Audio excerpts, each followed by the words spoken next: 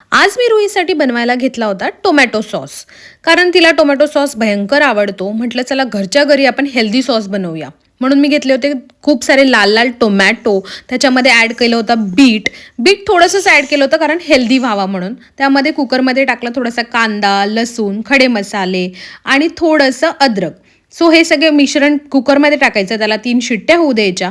शिट्ट्या झाल्यानंतर जे खडे मसाले टाकलेले आहेत ते सगळे काढून घ्यायचे आणि जे काही मिश्रण आहे ते मिक्सरमधनं काढून घेऊन ते व्यवस्थित गाळून घ्यायचं. म्हणजे छान असा पल्प आपल्याला मिळतो आणि ते एका कढईमध्ये काढून त्याच्यामध्ये थोडीशी लाल मिरची, थोडंसं मीठ आणि थोडंसं लिंबू हे सगळं टाकून त्याला व्यवस्थित हलवून घ्यायचं. जसं आपण पुरणाला चटका देतो ना, तसं ते घट्टसर बनवून घ्यायचं. नंतर काहीसा असा कलर तयार होतो. जास्त घट्ट करायचं नाही कारण थंड झाल्यावर आपोआप ते घट्ट होतं.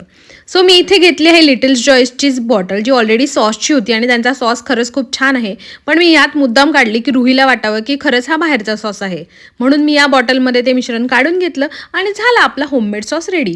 यावरचा डिटेल व्हिडिओ मी ऑलरेडी बनवला आहे. तो तुम्ही लिंक थ्रू बघू शकता.